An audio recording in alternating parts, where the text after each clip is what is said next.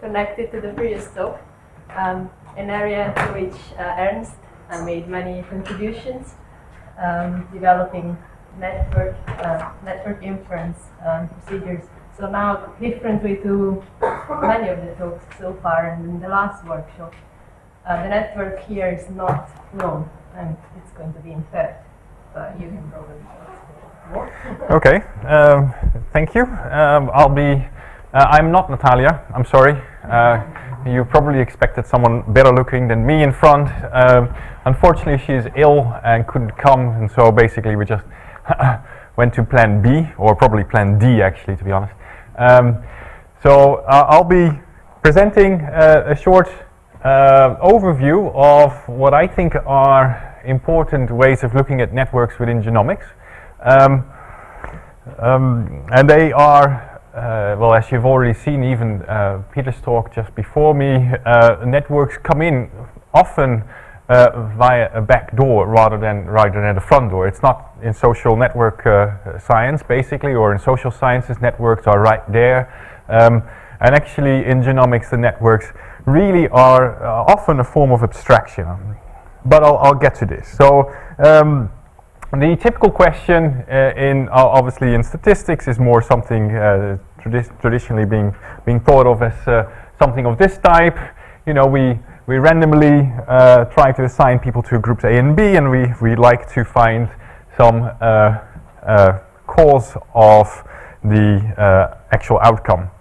But think about A and B, and so I guess the traditional statistician standing here on the left explaining that A and B somehow are related, and then well, what would be the biologist on the right hand side saying, well, you know, it's actually a bit more like this. And somehow what we would like to do is make that a bit more like this, a bit more explicit in ways that we can capture at least mathematically and describe in some ways that are inferable, modelable, etc. So just one picture that shows this kind of picture of A to B picture with stuff in between. So it starts thinking about systems. I mean, system biology was introduced in a way to, in some sense, to deal with networks, but then from a biological point of view. And they make drawings of this type, which looks very networky in some sense, but there's kind of a couple of important things to note. So it's clearly a graph of some type, but rather than being a graph that explains with fixed nodes and edges explaining relationships, at the very basal level, what we have is stuff flowing around, and the stuff that flows around is not like information which flows in certain ways. It's a bit more like packages that kind of flow through a network. So it's a network in which basically certain things, when there's arrows, it actually means that those physical molecules typically end up at other places and start making additional connections in order to be involved most likely in some kind of action. But it's a flow network. That's the kind of thing which already makes it slightly different from a kind of a social network. If we think of it at a slightly more abstract level, you can, which is often done in the kind of a second stage, is start thinking of this as a kind of a conditional independence graph. Now, not this particular one over here, because then we need to make sense of exactly what is going on, but something at a more kind of macro, it's still not macromolecular, it's a bit further up than just molecular level, or the single cell level. I was pleased to see that Peter explained something about genomics. So just very briefly to kind of get the idea about genomics, well, this is the kind of general picture to explain the stuff going on from DNA at the very top, showing your typical kind of double helix. Then there is a process that is A, which you probably hardly can read, but then underneath there is a kind of a nice, I don't know, orangey line, I guess. and that one is the RNA, which is transcribed. Now that one doesn't do very much, it's actually very transient, it will very briefly disintegrate, and if it has a chance, it will be then post-transcribed into mRNA, messenger RNA, that then will be translated, hopefully before it's being degraded, into a protein. And the protein is then that stuff that kind of does things. As you can see, there's also the three-dimensional structure particularly important there, even though it's already important, as Peter explained, even at the very DNA level in the nucleus of the cell. So this is just a very linear picture. You don't see much of a network in there. But roughly speaking, just a kind of a basic movie of the type that I can make movies of, which are 6 pictures in a row, showing you what is kind of going on. Typically, so there is perhaps some kind of protein that itself has come from somewhere. This already shows that there must have been something, some translation from a gene somewhere else into a particular protein over here. So there's the intermediate phase of the messenger RNA, then into the protein. The protein might actually bind to the DNA at a certain location, at the operator region, which is not something that was shown in the picture that Peter showed. And actually, as a result of it binding there, it stops the enzyme which is responsible for making RNA to be able to attach to this DNA and then start to translate, or actually I should say transcribe, the gene that we're interested in. That is the one thing on the right hand side. So it tries to do something, it just meets this rather nasty protein, it can't go any further and it stops, it doesn't do anything.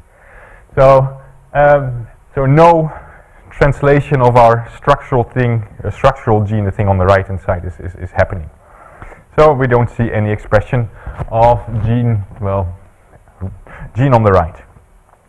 But enhancers were actually, or inducers in particular molecules, might actually be responsible. They can actually, certain molecules can bind. These proteins have typically little arms, and these arms can actually bind to all kinds of stuff.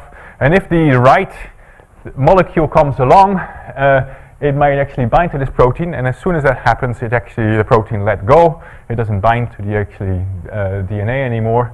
And at that particular point, clearly, our previous friend that we just saw is now rather happy because the enzyme can start to transcribe the gene of interest. And we now have, well, again, mRNA, the green stuff, and then that is one translated in the protein. And then you can see that, we had proteins on the left, we have proteins on the right, and we have now some form of interactions that are happening. Interactions in, as you can see, in a very low level in terms of flow, so they are just really stuff that moves around. So a bit kind of described in a more abstract sense in the following way. We have our kind of, this is our gene space, maybe at a DNA level you can think of it. Obviously there's intermediate stuff of RNA that kind of happens over there, somewhere in the arrows over here, but what you see is the DNA is being translated into a certain protein, P1. Now there's an arrow. In this case, the arrow means simply it becomes this particular protein 1. You see always the gene kind of going up into the protein space to its own protein, let's say. But then proteins are stuff that interacts. They interact in complicated ways. For the moment, just for the sake of this picture, I just have them interacting with each other.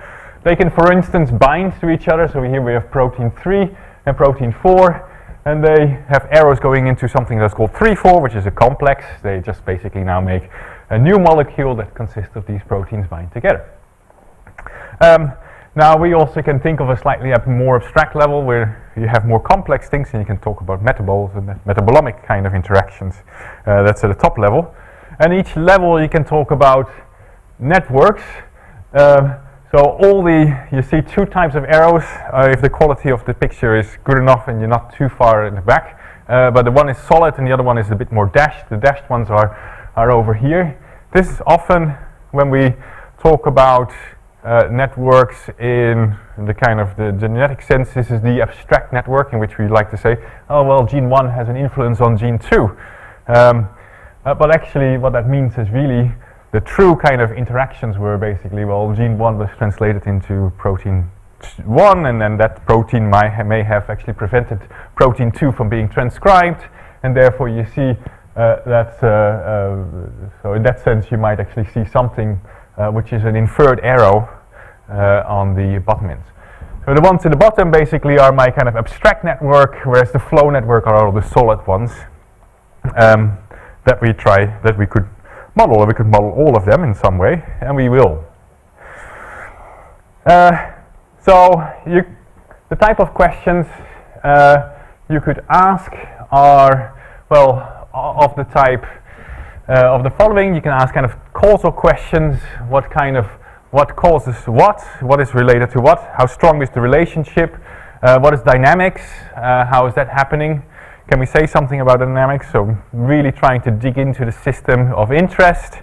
Or we could ask this kind of more topological questions. I've presented it once to an audience which also contained mathematicians, and they immediately stood on their back 2 feet. I guess they just have 2, but anyway, if they were horses, they would have stand on their back 2 feet. So, and they said, okay, topological is obviously not topological, and indeed it's not. But actually, this is one of those jargon issues in the field. It just talks about the structure of the underlying network, not even talking specifically about topology. Although it could be a question of interest, but often it's not. So that's just on the side of the actual process.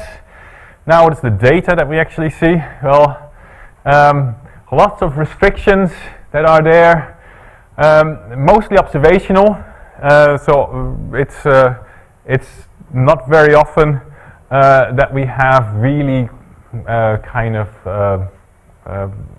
studies which involve highly controlled settings, although there are some of them.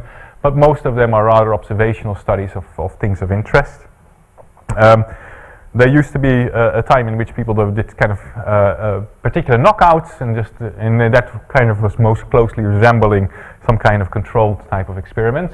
That actually is already a few years behind us now, and actually most of the data coming in often now is because dynamics is so an important part of the actual process itself. It's time course data in which you try to observe bits of this kind of network that we have, which could be at the protein level, on the RNA level, or sometimes on the metabolic level of what is happening. Typically, many variables, I should say, variables are often the genes themselves. Few units, which means that we typically have not that many samples in which we measure those genes. So the kind of small p, large n is kind of common. As I said, sometimes time course data. Now, what it actually means, is it really longitudinal, yes or no? Well, often not, because the sample that is being measured is often sampled in a destructive way. So basically what you have is, you might actually, you're given some time course data, and actually people say, well, that's the kind of the time course that we observed on this particular thing, but actually it turns out it's different petri dishes where stuff has been measured in one sample and in another sample so actually it's not longitudinal data, it's basically cross-sectional but at different time points. And this could be important for the kind of modeling choices we make when we actually try to model this type of data. Screening data, as I said, is often, so that's kind of related to some of the observational bits. And very often the data we find is, well, it's strictly positive. What does that mean? Well, we measure the presence of certain substances. It could be the presence of a type of RNA. It could be, for instance, the genotype of a marker at a certain location. Now then I say it's ordinal, which actually genotypes are not necessarily ordinal, but people often like to think about partial ordering. So sometimes the ordinal nature of the data is an important aspect as well. Now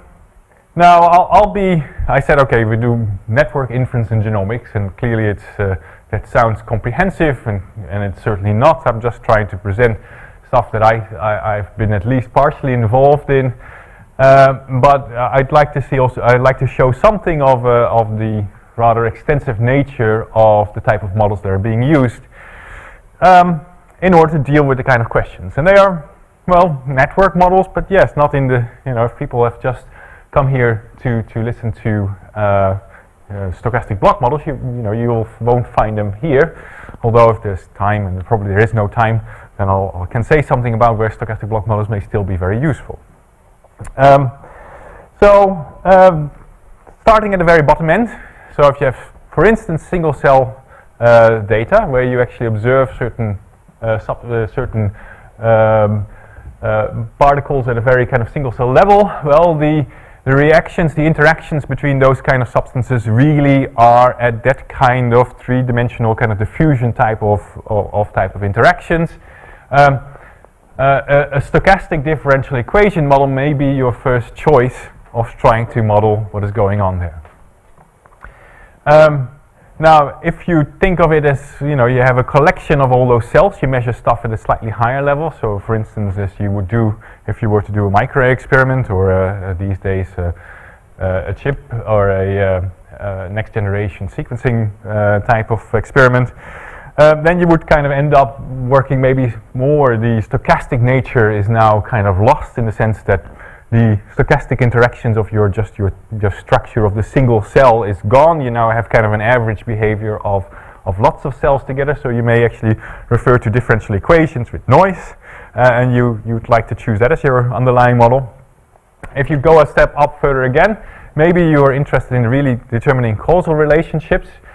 So causal models, and in particular Bayesian networks, may be an interesting way of going about it. And if you really like to learn something about the topology or the structure of this kind of network, and a step even further up, basically you might go into kind of graphical models to detect just general unknown structure. Okay, so here just the some kind of couple of examples of all those four things, just to give you an idea of what's kind of happening and the kind of structure of the data. And typically small enough just to make it clear to the naked eye to see what is kind of going on there.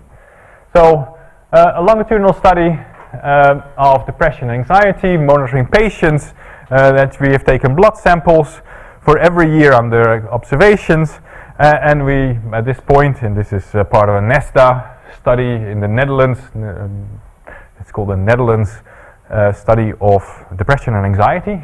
And what you see is a particular structure. Well, you see the three blocks, very similar to maybe what the naked eye might think about what is happening in the data that Peter was analyzing, but it's slightly different. You see the kind of 3 time points clearly represented over here. You see the different genes that are kind of basically a small number of genes being measured within each of the time points, and you see a diagonal, which, well, should actually be, if this was really a matrix of interest, you should kind of turn it around. So this is the main diagonal. That is kind of the main diagonal of a kind of a covariance matrix, turned around, unfortunately. So, but you see quite clearly that's kind of what's going on here. Strong high values on the diagonal. It's not a correlation matrix, so they do vary slightly, so they're not all the same color, but very strong values over there. And off the diagonal you see some relationships between certain groups of genes, basically. You see the first off diagonal, kind of this one over here.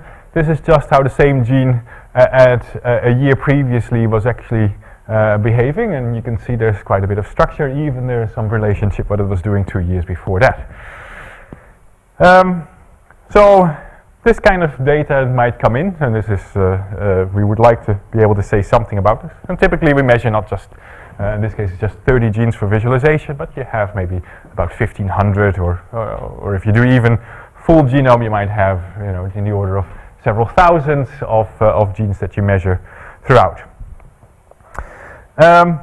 So what would be at a very basal level? Well, if we have this, in this particular case, if these measurements well, in the previous slide that was not completely true, but at different other studies we do have them. If these measurements were really just measurements on the same individual at the same cell, then we might be able to write down certain types of relationships of the type that you see over here. This looks very similar to the kind of picture that I showed you in the beginning of this kind of, which was an Arabidopsis kind of network. And again, here we have a flow network. You see, well, certain particles that actually move to in 3 dimensions to certain locations and connect.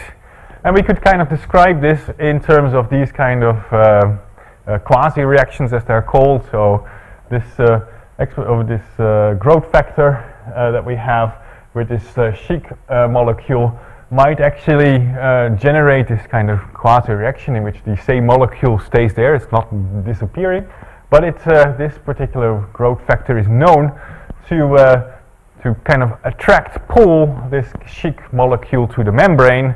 And so now we can rewrite this as kind of the same molecule, but now located somewhere else, namely near the membrane. So we call it chic subscript M. And you can rewrite your equations in this way. You might think, well, what's happening there is a type of stochastic differential equation. And we would like to infer, we would like to write down a model that somehow is able to deal with this. Well, we have reactions of this type. We have observations, Y. That's the number of molecules of type I at time at time t. And we would like to model this. So, what is happening really? Well, it's if a reaction takes place, there are certain reactants and there are certain kind of products that are being created with a certain rate of that particular reaction happening. And we're typically interested in knowing whether or not this kind of lambda, that's in some sense the only unknown parameter that we try to model, whether that one is small or large or actually 0. So basically the reaction doesn't take place. So we would like to infer this lambda over here. We typically know how many molecules are needed in order to kind of do this particular reaction. So we can write down the reaction network a priori. If there's things we do not know, we might put them in and actually infer lambda to be 0. That means we actually don't see the reaction happen. Okay, so now we need to still relate this to the observations. Well, we assume that the time in which these kind of reactions happen are according to an exponential distribution with a certain number of parameters. Well, what are the parameters? Well, it's clearly lambda that's involved because that's the hazard of the actual reaction happening. And then, well, it clearly depends on how many molecules are already present of each of those reactants at time that we're actually looking at. So if at a time t we have 1t molecules of time of type 1, and you need m1 of them to go into this particular reaction, then we can make y1 choose m1 different sets of our m1 molecules of type 1. And so basically if you take the product of all of them, you get the number of ways reaction 1 can happen, or this first reaction that I've written, or the only reaction that I've written down can happen. And clearly that times lambda would be a waiting time for this reaction to happen, and you have this for all the reactions in your network. And so now you can update your observations is basically now something like this. If this reaction happens, so conditional on this particular happening at time t, you get that at y, at t plus capital T for this I thing, you will have that the original one was there minus, how much went into the reaction, mi, and how many were produced, so that is si, is the new state. And you get a stochastic differential equation describing this particular process. So a very different network model than the one you may be familiar with, but clearly describing to some level the kind of reactions happening in this particular case. Now inference can be done. It's actually, there's lots of very good work by by Wilkinson, the book, Darren Wilkinson and collaborators in Newcastle that have been working on this field for probably about 15 years or so, that did a lot of the kind of Bayesian inference methods for these kind of large-scale stochastic differential equations. A PhD student of mine, Vilde Perutkulu, has done work as well. And those are kind of trying to model the full kind of stochastic process as such.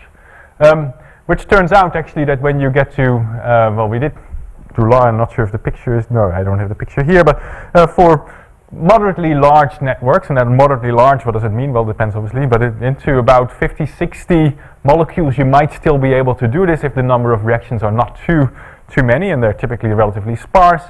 So you could still do this with fully Bayesian type of approaches. But it's if you deal with larger networks, you might actually end up needing some kind of approximations. Local linear approximations is some work that a current PhD student of mine, Danilo Pelin, has been working on, and our kind of biological collaborator is Di Baschio in Milan. And we looked at a similar process, but in this case, the picture that I show you over here is just, again, small enough to see with a naked eye, in which we look at stem cells and how they actually, cell type actually, blood cell differentiation happens. So we have bone marrow cells and they differentiate into others, and what we really would like to know is, based on observations of the number of cells in patients, and these are particular type of patients with a certain disease, how the cell differentiation is actually going on. And effectively what we do is we want to infer those leptas, and we want to infer the leptas in a sparse way, even so because we know not all cell differentiations are possible, but which one, well, that was not really known. So this was the kind of final inference of this particular process that we did with local linear approximations that were relatively fast and accurate if you have small dt. If you don't have, so if your observations are slightly coarser space, you need to take care of the non-linear part in your mean development across time. Okay, so that was kind of at the very, if you have really, really good data of the type that Simon just mentioned, having now data at a single cell level, and then you can actually start doing those type of modeling, maybe accounting for noise, additional noise as well, because those stochastic differential equations don't assume noise, they just assume the fusion type of stochasticity, but not noise. But you can actually account for this in the models as well. More common data is actually at a slightly higher level, so you have, these were just gene expressions, time course gene expressions, destructively sampled even, in this case they were Streptomyces genes, and we have two of them, and you clearly see there's something very similar going on between the two, and the aim was to try to describe the kind of dynamics of this particular process. So, those reactions that we have over here, so the same kind of reaction that you may have that I just wrote down in the previous set of slides, or the very basal level looks a bit like this. You may be having associations, so A, B going to C. It may also go backwards. The leptas are unfortunately replaced by K's. So there's the K1 going into the right, K minus 1 going to the left. And if you have a lot of them, you can actually show that the proportions actually start to behave like this, this ordinary differential equation, where the square brackets mean quantities, and these just are the parameters of your model of interest. And what you see is a very simple differential equation now that describes the kind of network or the reaction equation in the middle. Typically called the law of mass action, that we now describe as an ODE. Again, just a simple example. In this case, the type of process often used to model these kind of differential equations, or the type of process to describe these kind of biological processes, is by means of Michaelis-Menten. Again, generalizations are possible, but they have certain advantages, certain kind of a realistic type of behavior. So where we actually describe the derivative of the amount of the true amount of molecules present at time t of type I as a function that actually described is basically a function of the protein generating or producing this particular type of molecule I.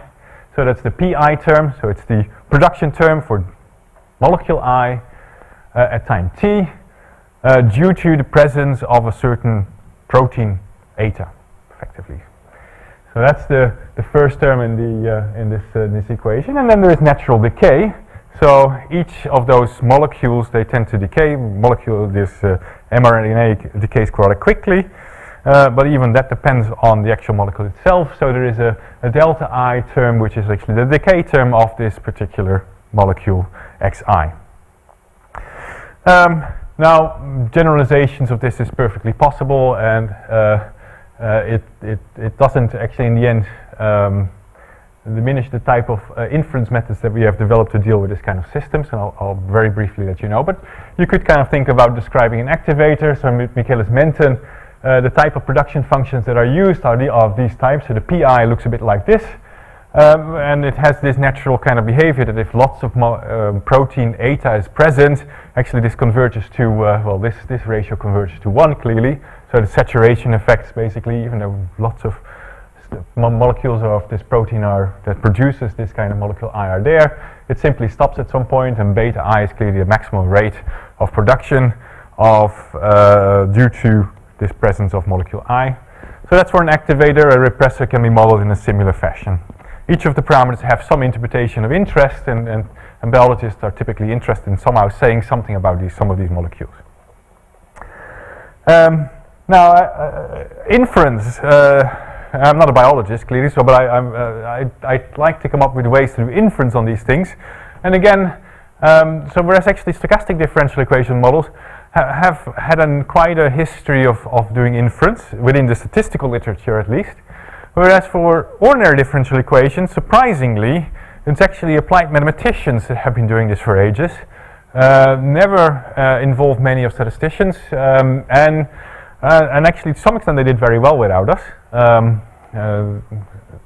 Interesting work has been done in that field from the 50s, 60s onwards. Russians have very often been very strong in trying to come up with ways of dealing with this.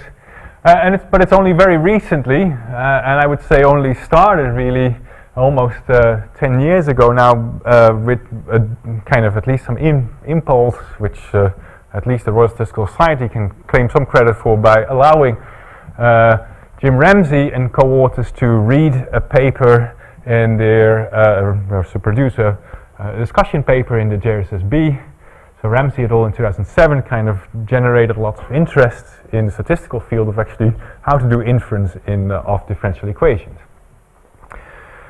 And well, since then, even before that actually, so you can see in the year 2007 with a PhD student, and also with actually Veronica was involved in that case, we did some special cases of doing inference on differential equations, ordinary differential equations, but we have gone on and have been doing some other things as well, which I'd like to mention.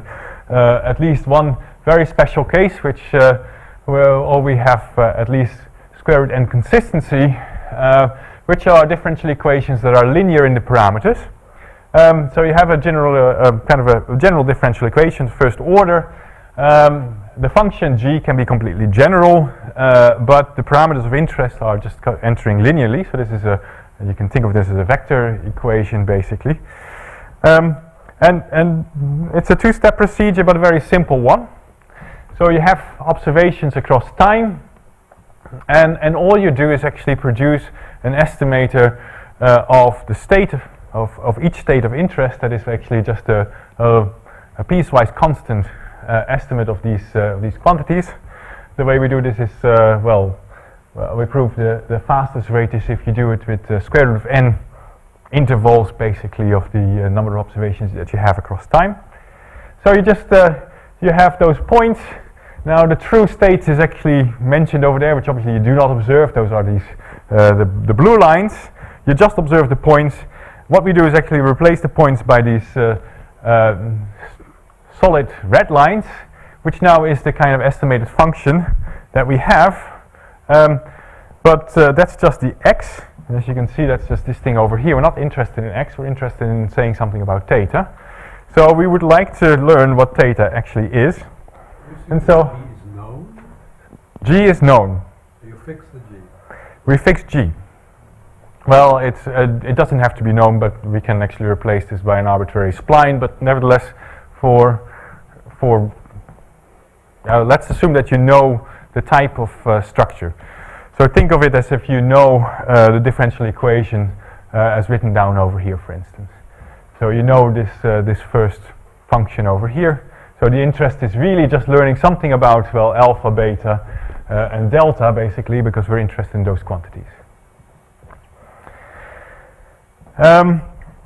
Okay, so first replace, so we have the data, and all you do with the data is coming up with a very simple kind of piecewise constant estimate of x, the underlying state. Now, that's a kind of a non-parametric estimate, and there actually we don't have any data left anymore in some sense to estimate theta, but what we do have left is the differential equation, because obviously this function will not satisfy the differential equation in a kind of a general sense, but we would like it to satisfy the differential equation. So what we do is actually, rather than calculating a kind of a likelihood term, we create a term which is kind of how badly do we fit the differential equation. So what you have on the inside this function over here, x, well, n is just the dependence on the number of observations that we have. We can ignore this for the moment. So x is the left-hand side of your differential equation. Well, almost a derivative, clearly, but we take the integrated form. So then on the left-hand side we would have x, and on the right-hand side we would have the integrated form of the function over here. So let me just go back to this differential equation. If I integrate this, I take an integral over here. Well, theta just comes out, and all I get is basically x, and the integral of g inside x. So that's now, if we replace this by x hat, which is this piecewise constant thing, it's piecewise constant itself. So the integral is very simple, it's just a sum. Theta comes outside. Obviously you do an integral, so you also have a kind of an additional constant you need to take care of, and that's my psi that I have here. So my psi. Now what I want is the differential equation to hold, so I'm actually checking how bad does my differential equation hold. So I integrate the square, or the L2 norm of the difference between the two. And I would like this to be 0, because if it's 0, it basically means my differential equation holds, and I'm doing well. Now it's just a function of my parameters, so I can minimize this. Well, that looks bad, but actually because everything is linear in theta, it actually turns out to be just a quadratic norm, a quadratic form itself. And so what we have here is just a quadratic equation for which we have an explicit solution of my theta and my normalized, well, my constant psi. So you can write down, you can see it almost by eye, naked eye, that this is the solution. Just solving a quadratic equation. It's just as easy as you can get it. Now that's great to have it, obviously, but then you still would like to know whether it's a good estimate and what is the behavior under it when n goes to infinity, which I will spare you, but at least we've shown that it's square root n consistent. So it works very well. We haven't quite been able to show asymptotic normality, but we feel that probably is there as well, but just tends to be slightly more difficult. So we can apply this to a system, and so we just applied it to a very simple network again. In this case, it's a network in which we have just one repressor, which is a protein Lex A, which is a slight caveat. The protein levels of this particular protein we actually do not observe.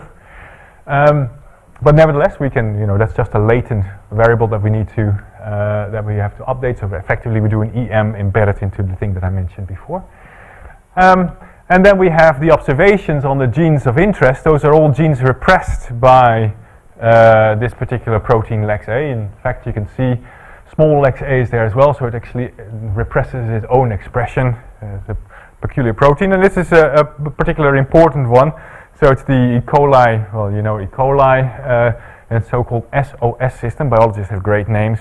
It's actually an abbreviation for something, and it actually has something to do with when E. coli encounters difficult times. And that point, one particular protein tends to kind of switch on, and that's LEX A, which then kind of downgrades everything else in order to kind of preserve itself.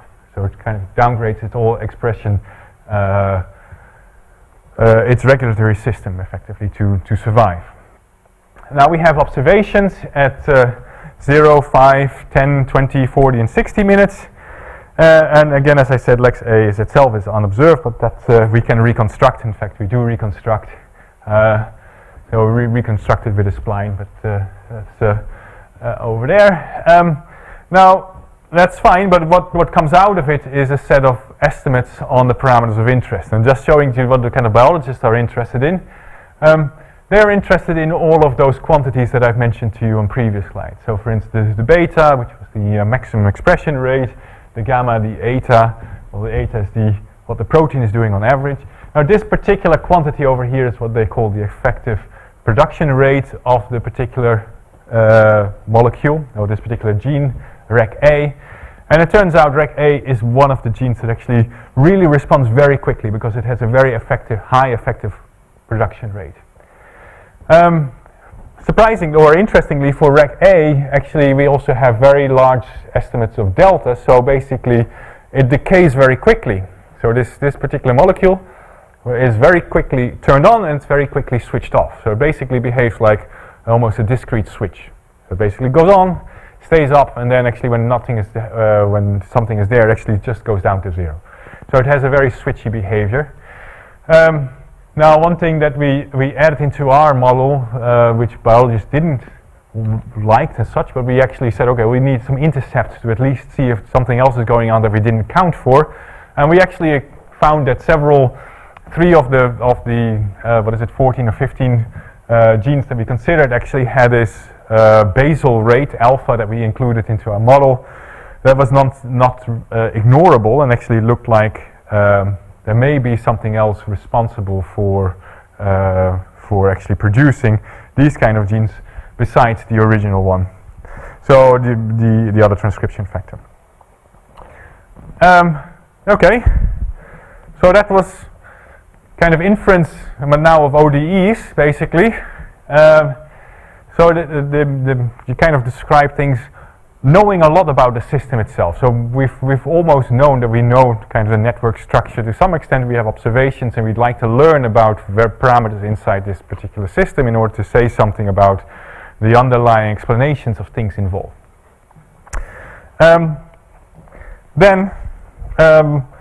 Well, still very closely related, but now trying to say something more of a causal nature, learning something about the causal structure of certain systems. And here typically we might have only partial information and we would really like to learn whether certain effects are actually there and what the actual causal effect of a particular type of quantities are. What happens if I were to artificially change something over here? How will it affect the system?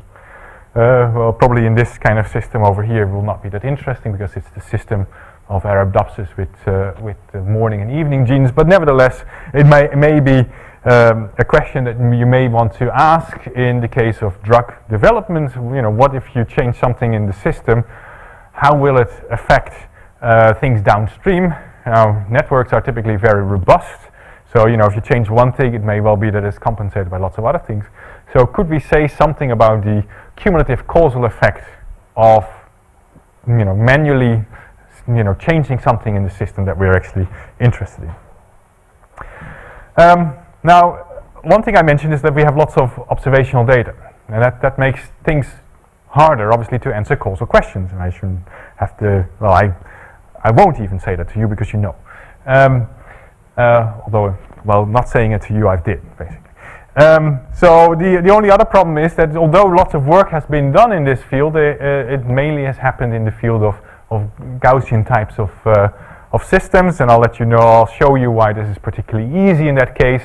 And the main problem is obviously lots of the observations that we have are clearly not Gaussian in the sense that they are strictly positive. We have all kinds of other types of data, and therefore could we adjust some of this kind of methodology that has been developed for Gaussian, and in this case Bayesian network models, to deal with the kind of non-Gaussian data that we have in the systems that we are looking at.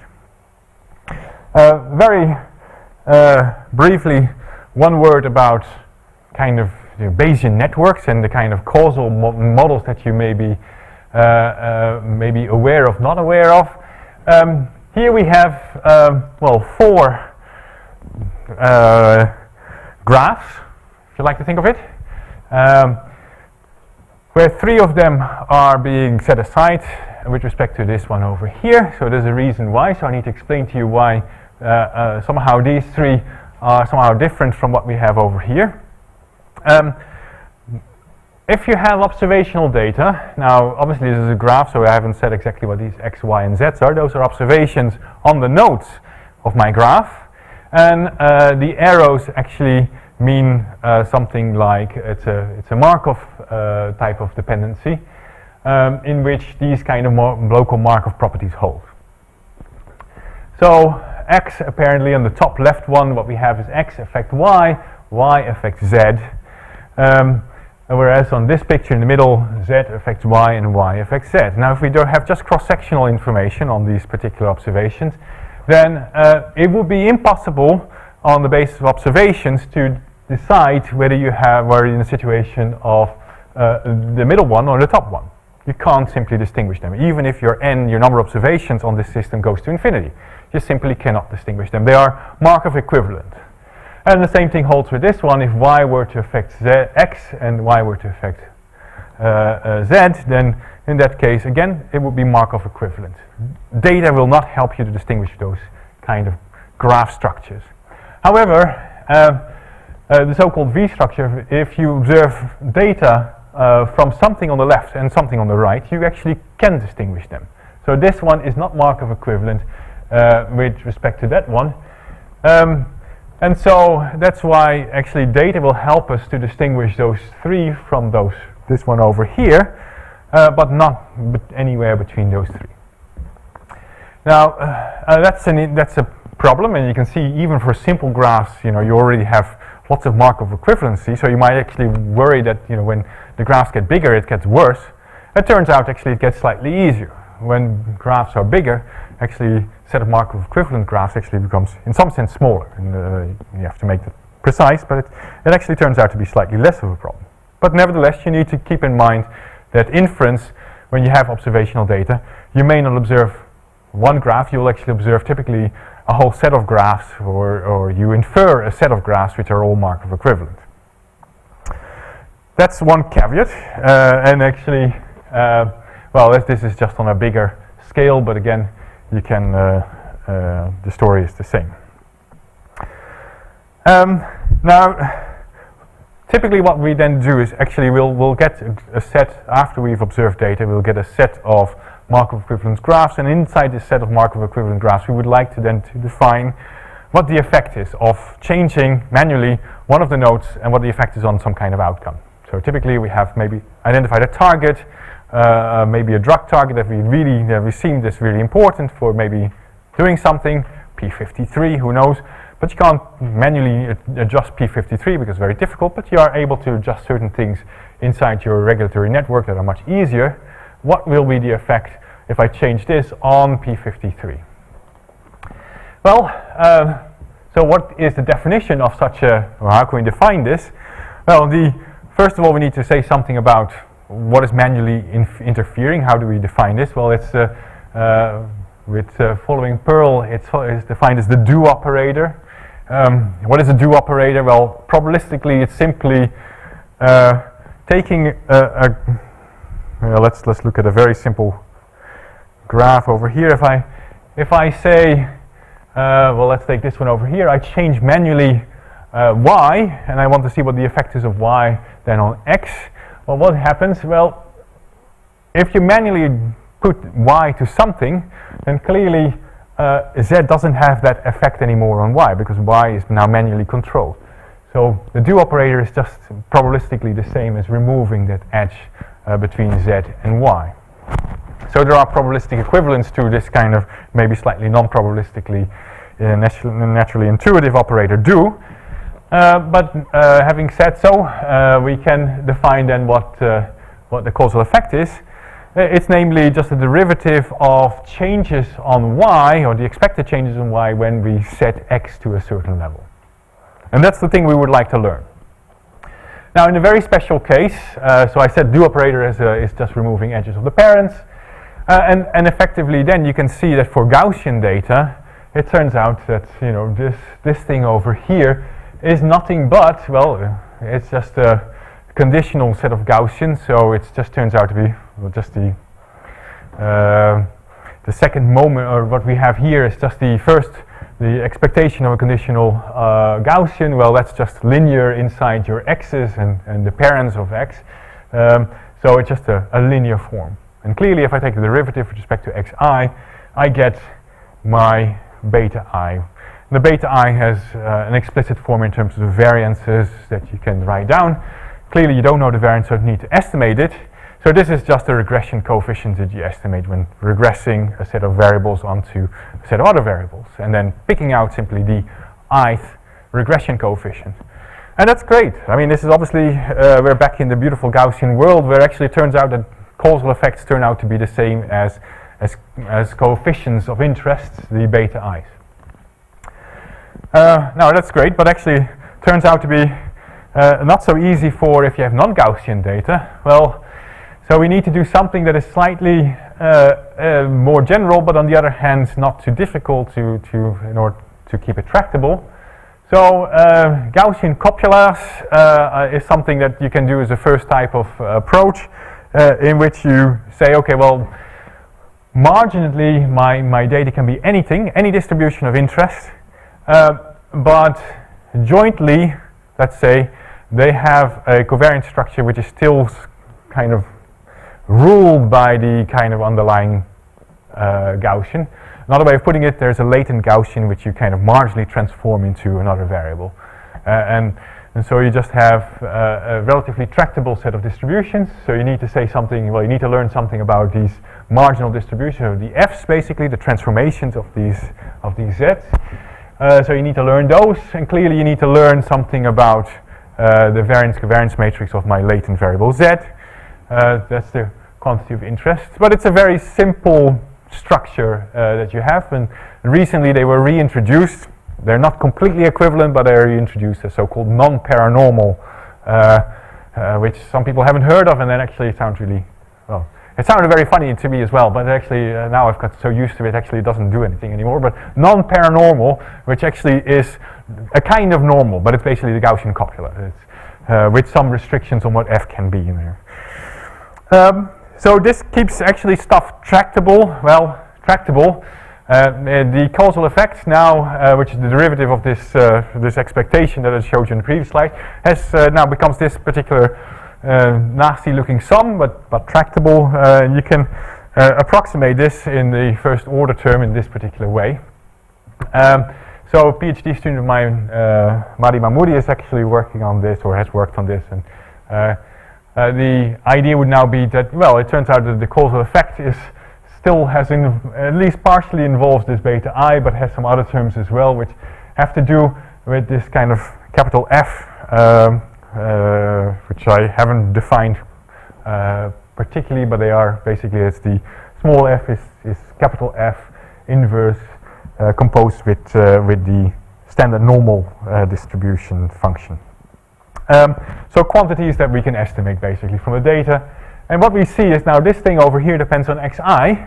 So rather than having a kind of a constant causal effect, the causal effect depends on the level of xi. And you get things that look like this. Well, this one looks still pretty constant, let's say. Nothing really much changes. This is probably very much noise. But actually what we have a very peculiar one is, for instance, the effect of TOC on LHY. So if we TLC, I can't remember, over here, if we change something over here, what will be the effect on LHY somewhere over there? Well, that actually changes with the level of the of xi. It seems to be increasing. Okay,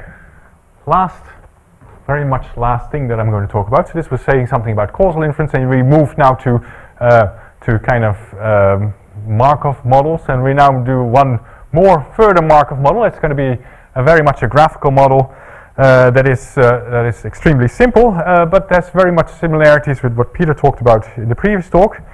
So if I define a very simple Gaussian graphical model, because clearly it's tractable, if I'm thinking that my observations, which are typically observations on the nodes of my network, and I would like to know what the structure of my network is based on those observations. And now what I mean with structure, well, it basically means whether they are conditionally independent, yes or no.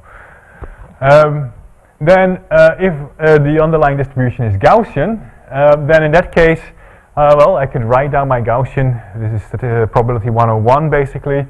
So my distribution function, you can clearly see that it very much depends. This is just my entry of my concentration matrix, the inverse of my variance covariance matrix. If Kij is 0, in that case, this term doesn't appear in the clique decomposition of my graph, basically. So therefore, the link is not there.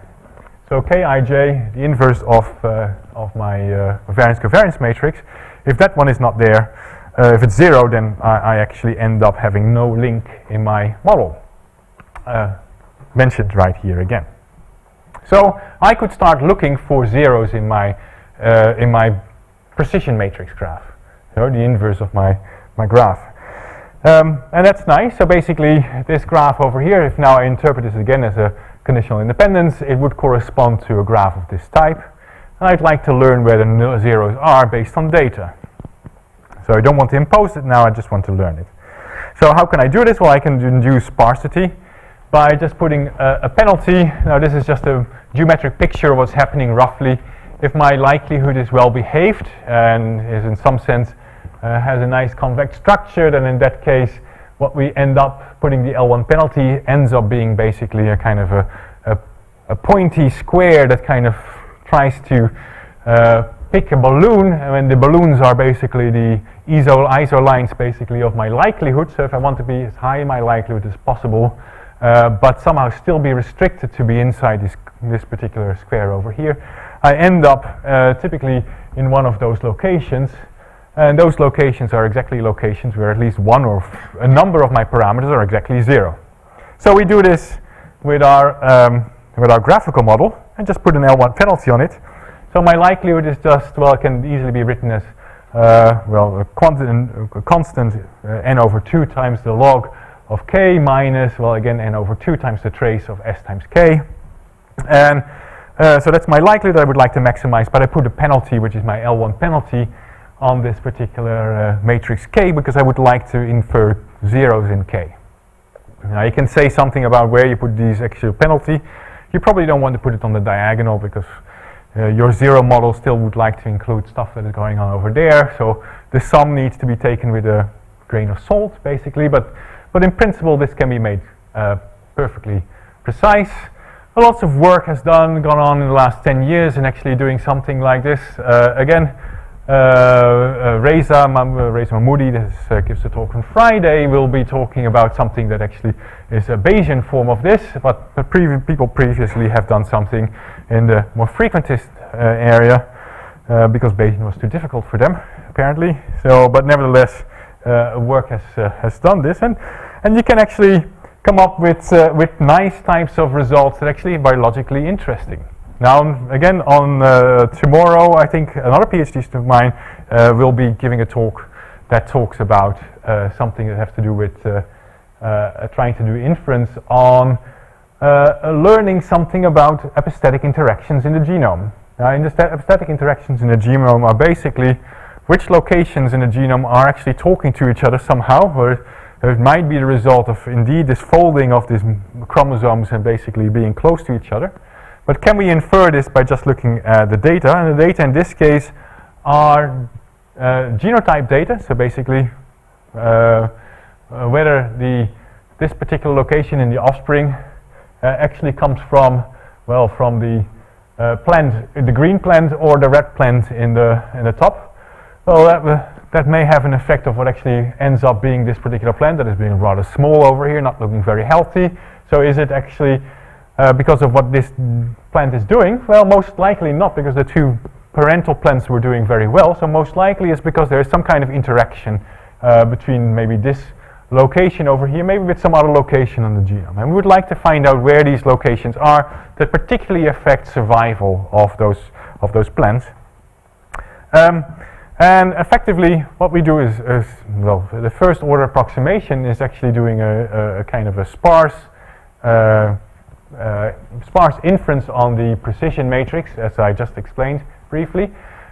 Interestingly, you again find this diagonal term, which is very similar to what Peter found, which indeed just shows the kind of spatial location of the elements on the chromosome. You clearly see over here that there's some cutoffs, which actually corresponds to the fact that this particular Arabidopsis plant has exactly 5 chromosomes, so that's what you see exactly in the data. So this is not very interesting stuff. This simply shows that there's preservation of basically genotypes when you are close by. Putting it differently, this thing is not randomly green or red. These are all pieces of red and pieces of green just contiguously together. And that shows there is some spatial correlation between the colors. And that's what you see over here as well. But the interesting bits are stuff that are actually happening off the diagonal. And we find some regions. Now again, this is for actually relatively small numbers, so it's things that I can still show. But Priya has been doing this for large ones and explains how she can do this. So, just on time, sorry. Lunchtime, basically. So what I've hoped to have shown is that, in an increasing form of abstraction, basically, I've introduced kind of network models that are not like the network models you may have seen before, but still kind of models that somehow tries to deal with the kind of network structure, in this case, in genomics, where social networks are not really playing any role, but they will, and they will more and more start to play a role in genomics as well. I didn't get to the postscript, so I will not actually talk about this. But the main challenges are how to deal with computational stuff and how to interpret the results in the end. So, so basically, can we define models that actually have interpretational value where biologists can do something with the results that come out of it? Thank you very much for your attention.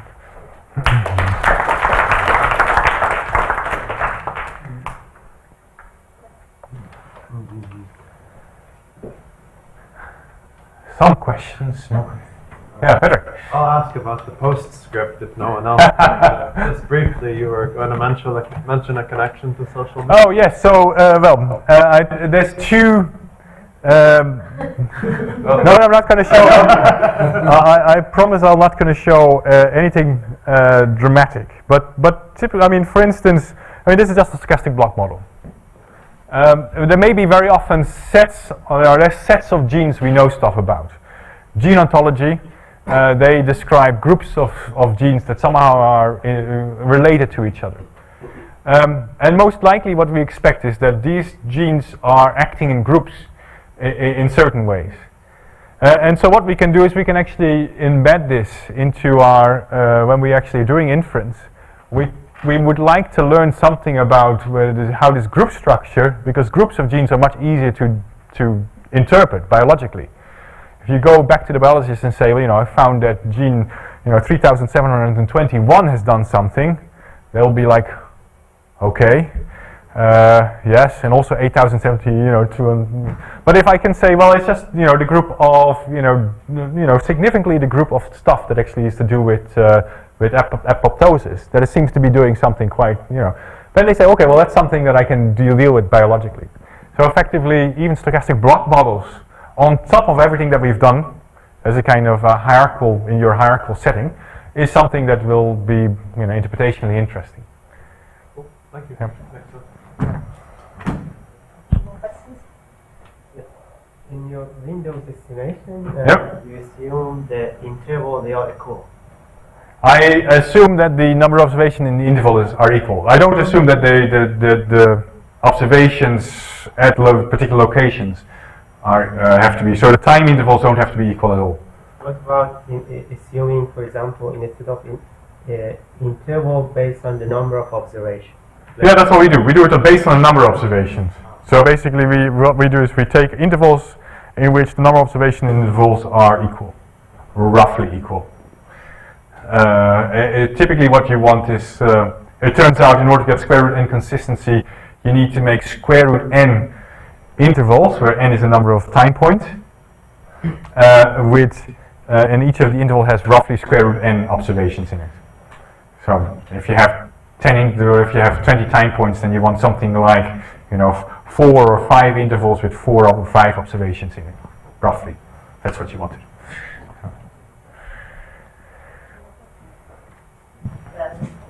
Time for lunch. Again, let's go for lunch. Thanks.